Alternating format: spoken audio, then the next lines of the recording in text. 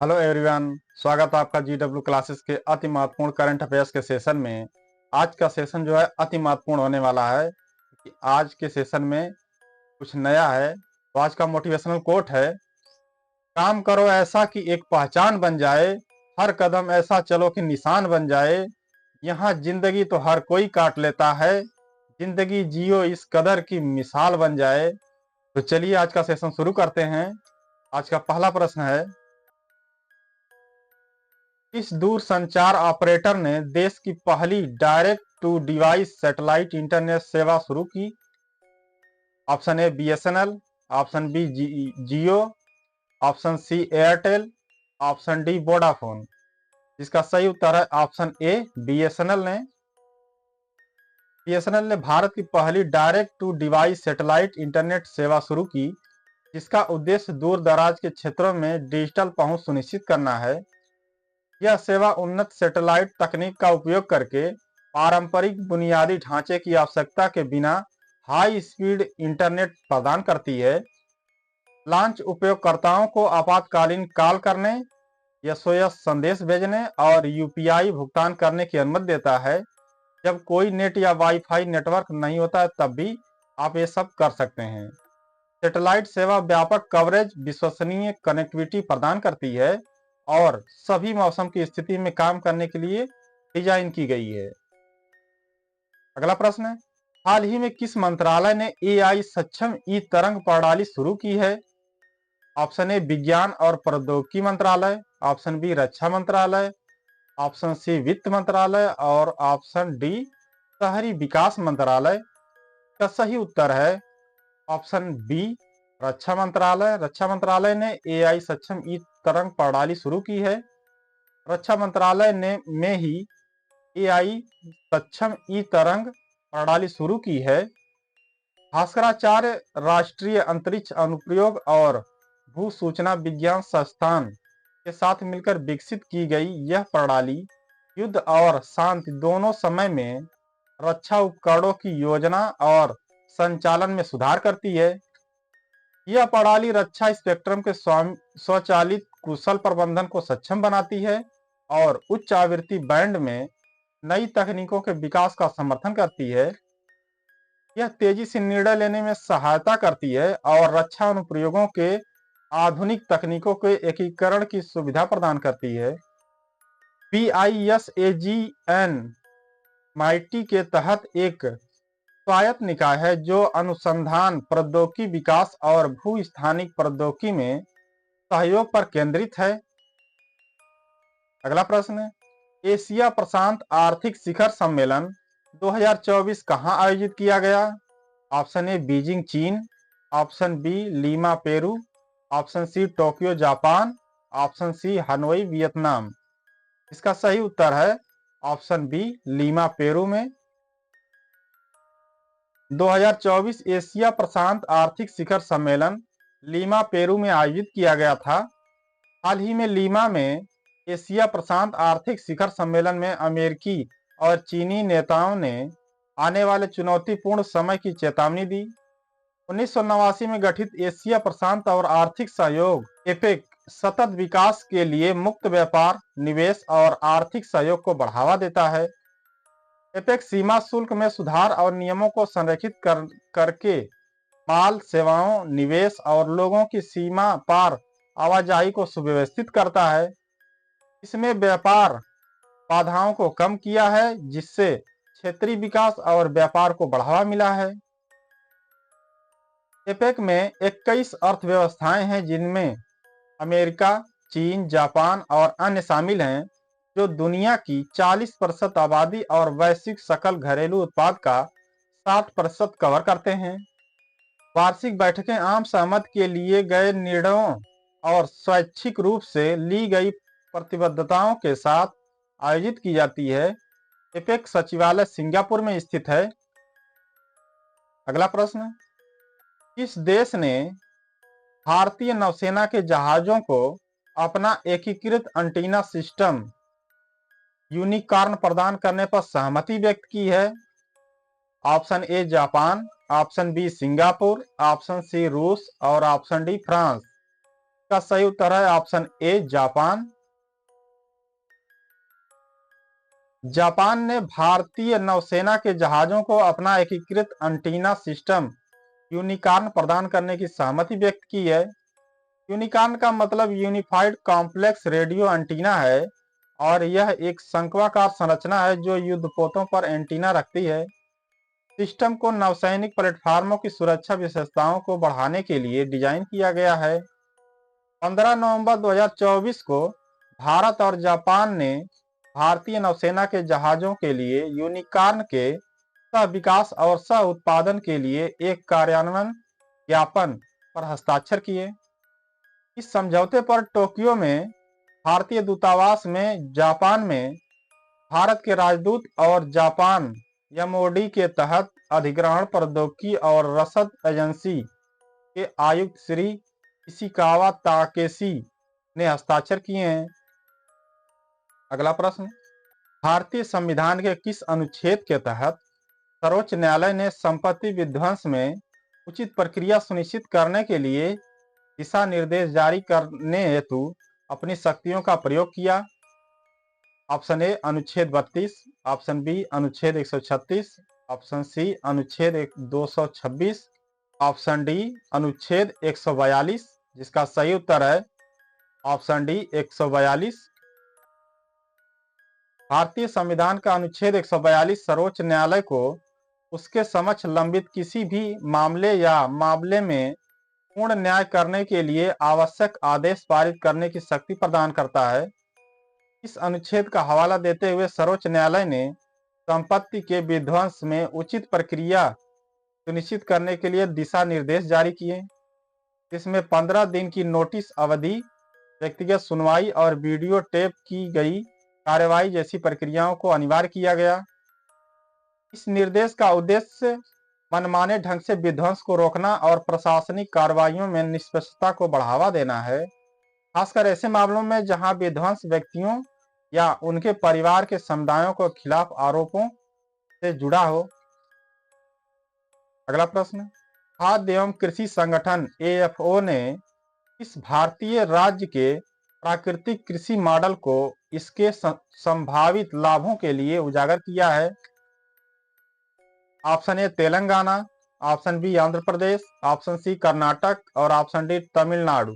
इसका सही उत्तर है ऑप्शन बी आंध्र प्रदेश। प्राकृतिक खेती के लिए आंध्र प्रदेश मॉडल को खाद्य एवं कृषि संगठन एएफओ ने किसानों के लिए रोजगार के अवसरों को दुगना करने और उनकी आय बढ़ाने की इसकी क्षमता के लिए मान्यता दी है।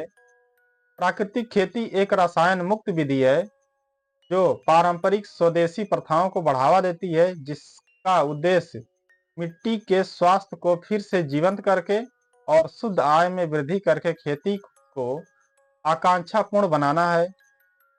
एएफओ की एग्रो इको 2050 पहल से पता चलता है कि प्राकृतिक खेती को अपनाने से आंध्र प्रदेश में कृषि को टिकाऊ और आर्थिक लाभ मिल सकता है, जो अन्य क्षेत्रों के लिए अनुसरण करने के लिए सबक प्रदान करता है। अगला प्रश्न, कौन सी अमेरिकी एजेंसी निसार उपग्रह विकसित करने के लिए भारतीय अंतरिक्ष अनुसंधान संगठन इसरो के साथ सहयोग कर रही है? Option A NASA, option B ISA, option C JAXA और ऑप्शन डी रॉसकॉस्मॉस। का सही उत्तर है option A NASA. National Aeronautics and Space Administration NASA भारतीय अंतरिक्ष अनुसंधान संगठन इसरो के साथ मिलकर NASA ISRO synthetic aperture radar NISAR उपग्रह विकसित कर रहा है। 2025 में लॉन्च होने वाला निसार पृथ्वी की सतह की निगरानी के लिए दोहरे आवृत्ति वाले रडार का उपयोग करेगा। इसमें पारिस्थितिकी तंत्र, बर्फ के द्रव्यमान और प्राकृतिक खतरों के बारे में बहुमूल्य जानकारी मिलेगी। नासा के योगदान में एल बैंड रडार और पेलोड डेटा सब सिस्टम शामिल है, जबकि इसरो यस बैंड रडार और जीएसएलवी लॉन्च सिस्टम प्रदान कर रहा है। यह सहयोगात्मक प्रयास अंतरिक्ष अनुसंधान और पृथ्वी अवलोकन को आगे बढ़ाने में अंतरिक्ष सहयोग की क्षमता को दर्शाता है। अगला क्वेश्चन, यूरोप के भुगतान परिदृश्य को आधुनिक बनाने के लिए यूरोपीय सेंट्रल बैंक ईसीबी द्वारा शुरू की गई केंद्रीय बैंक डिजिटल मुद्रा सीबीडीसी का नाम क्या है? Option A euro coin, option B digital euro, option C यूरोपीय डिजिटल भुगतान और ऑप्शन डी यूरो क्रिप्टो। इसका सही उत्तर है option B digital euro. European Central Bank ECB ने यूरोप के भुगतान परिदृश्य को आधुनिक बनाने के लिए डिजिटल यूरो को केंद्रीय बैंक डिजिटल मुद्रा सीबीडीसी के रूप में पेश किया है। डिजिटल यूरो सीधे पीयर टू पीयर लेन देन को सक्षम बनाता है, लेन देन की लागत को कम करता है और नकदी के समान गुमनामी बनाए रखता है। नकदी के डिजिटल संस्करण के रूप में सीधे ईसीबी द्वारा जारी किया जाता है और इसका उद्देश्य वैश्विक प्रतिस्पर्धियों के खिलाफ यूरोप की डिजिटल संप्रभुता को मजबूत करना है। क्रिप्टो करेंसी के विपरीत डिजिटल यूरो जैसे सीबीडीसी कानून निविदा है, जिन्हें केंद्रीय बैंक द्वारा जारी और समर्थित किया जाता है, जो एक सुरक्षित और विनियमित डिजिटल भुगतान समाधान प्रदान करते हैं। अगला क्वेश्चन, निम्नलिखित में से कौन सा बैंक भारतीय रिजर्व बैंक द्वारा घरेलू व्यवस्थित रूप से महत्वपूर्ण बैंक डीएसआईबी के रूप में वर्गीकृत नहीं है? ऑप्शन ए भारतीय State Bank, option B ICICI Bank, option C Axis Bank और ऑप्शन डी एचडीएफसी बैंक। इसका सही उत्तर है ऑप्शन सी एक्सिस बैंक। भारतीय रिजर्व बैंक आरबीआई ने भारतीय स्टेट बैंक, एचडीएफसी बैंक और आईसीआईसीआई बैंक को उनके महत्वपूर्ण आकार, जटिलता और भारतीय अर्थव्यवस्था के लिए प्रणालीगत महत्व के कारण घरेलू प्रणालीगत रूप से महत्वपूर्ण बैंक डीएसआईबी के रूप में पहचाना जाता है। दूसरी ओर एक्सिस बैंक ने संकेत दिया है कि यह प्रणालीगत महत्व के लिए आरबीआई के मानदंडों को पूरा नहीं करता है। डीएसआईबी सख्त विनियमों के अधीन है और उन्हें विफल होने के लिए बहुत बड़ा माना जाता है। आर्थिक मंदी के दौरान प्रणालीगत व्यवधान को रोकने के लिए सरकारी समर्थन की आवश्यकता होती है। अगला प्रश्न, इस अंतर्राष्ट्रीय संगठन ने हरित परियोजनाओं और सतत विकास लक्ष्यों पर ध्यान केंद्रित करते हुए अगले दशक में 150 बिलियन अमेरिकी डॉलर प्रदान करने के लिए अपनी ऋण देने की क्षमता में 50% की वृद्धि की है। ऑप्शन ए विश्व बैंक, ऑप्शन बी अंतर्राष्ट्रीय मुद्रा कोष, ऑप्शन सी एशियाई विकास बैंक, ऑप्शन डी एशियाई अवसंरचना निवेश बैंक। इसका सही उत्तर है ऑप्शन ए विश्व बैंक। विश्व बैंक ने जलवायु परिवर्तन और सतत विकास लक्ष्यों को प्राथमिकता देते हुए वैश्विक विकास का समर्थन करने के लिए अपने ऋण देने की क्षमता को बढ़ाया है। हरित परियोजनाओं पर विशेष ध्यान देने के साथ संगठन का लक्ष्य अगले दशक में 150 बिलियन अमेरिकी डॉलर प्रदान करना है। विश्व बैंक के सबसे बड़े ग्राहकों में से एक के रूप में भारत को जलवायु परिवर्तन, ग्रामीण विकास, ऊर्जा, स्वास्थ्य सेवा और डिजिटल शिक्षा में पहल के लिए इस फंडिंग की एक महत्वपूर्णता प्राप्त होगा। विश्व बैंक का मिशन वित्तीय उत्पादों, तकनीकी सहायता और रणनीति सलाह के माध्यम से गरीबी को कम करना और साझा समृद्धि को बढ़ावा देना है। अगला क्वेश्चन, कौन सा भारतीय राज्य डायनासोर जीवाश्म पार्क और संग्रहालय का घर है जिसे UNESCO global geo parks tag के लिए प्रस्तावित किया गया है? Option A Madhya Pradesh, option B Maharashtra, option C Rajasthan और ऑप्शन डी गुजरात। इसका सही उत्तर है ऑप्शन डी गुजरात। गुजरात के रायोली गांव में स्थित डायनासोर जीवाश्म पार्क और संग्रहालय को UNESCO global geo park tag के लिए वकालत की जा रही है, जो भूवैज्ञानिक विरासत स्थल के रूप में इसके महत्व को मान्यता देता है। पार्क में डायनासोर जीवाश्म का एक प्रभावशाली संग्रह है जो दुनिया में सबसे बड़ा है। गुजरात, मध्य प्रदेश और महाराष्ट्र के साथ अपने समृद्ध डायनासोर जीवाश्म भंडार के लिए प्रसिद्ध है। इसमें कंकाल और अंडे शामिल हैं जो भारत के प्रागैतिहासिक काल पर प्रकाश डालते हैं। यूनेस्को द्वारा नामित किए जाने से क्षेत्र में वैज्ञानिक अनुसंधान, शिक्षा और पर्यटन को बढ़ावा मिलेगा। अगला क्वेश्चन, किस भारतीय राज्य ने आधिकारिक तौर पर अपने सार्वजनिक स्वास्थ्य अधिनियम के तहत सांप काटने को एक अधिसूचित बीमारी घोषित किया है? Option A Kerala, option B Karnataka, option C Tamil Nadu और ऑप्शन डी आंध्र प्रदेश। का सही उत्तर है ऑप्शन सी तमिलनाडु। तमिलनाडु ने सांप के काटने से होने वाले विष से निपटने के लिए एक महत्वपूर्ण कदम उठाया है। तमिलनाडु पब्लिक हेल्थ एक्ट 1939 के तहत इसे एक अधिसूचित बीमारी घोषित किया गया है। भारत ने भी सांप के काटने के खतरों से निपटने के लिए राष्ट्रीय योजनाओं को लागू किया है जो इस गंभीर स्वास्थ्य चिंता को दूर करने के लिए ठोस प्रयासों को दर्शाता है। विश्व स्वास्थ्य संगठन WHO ने भी वैश्विक स्तर पर सांप के काटने से होने वाले विष से निपटने के लिए पहल शुरू की है, जिसका लक्ष्य 2030 तक मृत्यु दर और रुग्णता को आधे से कम करना है। मित्रों, करंट अफेयर्स यहीं पे समाप्त होता है और आज से नई सीरीज चालू है, भारत एक नजर। आज इस सीरीज में इंपॉर्टेंट डिफेंस एक्सरसाइज को देखेंगे। आज का पहला टॉपिक है थल सेना अभ्यास, Indian army military exercise. First, Indra. Indra जो है रूस और भारत के साथ होता है। मैत्री थाईलैंड और भारत के साथ।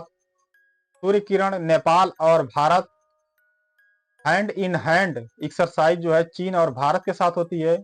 प्रबल दोस्तलिक कजाकिस्तान और भारत के साथ एक्सरसाइज होती है। नोमैडिक एलिफेंट मंगोलिया और भारत के साथ। खंजर किर्गिस्तान और भारत के साथ। खान क्वेस्ट मंगोलिया और भारत के साथ। सल्वेक्स USA और भारत के साथ। मित्र शक्ति श्रीलंका और भारत। अजय योद्धा UK और भारत। युद्ध अभ्यास USA और भारत के साथ होता है। वज्र प्रहार USA और भारत। एक्वेरियन मालदीव और भारत। संप्रति बांग्लादेश और भारत। गोल्ड कुरुक्षेत्र सिंगापुर और भारत। अग्नि योद्धा सिंगापुर और भारत। चीन इंडिया संयुक्त चीन और भारत। गरुड़ शक्ति इंडोनेशिया और भारत। अल नागह ओमान और भारत। विनबैक्स वियतनाम और भारत। और लास्ट में इम्बाक्स म्यांमार और भारत। दोस्तों, वीडियो पसंद आई हो वीडियो को लाइक करें, चैनल को सब्सक्राइब करें और ज़्यादा से ज़्यादा लोगों तक शेयर करें। और इस सेशन का PDF आपको टेलीग्राम चैनल पर मिल जाएगा, जिसका लिंक इस वीडियो के डिस्क्रिप्शन बॉक्स में दिया गया है, वहाँ से जाके डाउनलोड कर सकते हैं।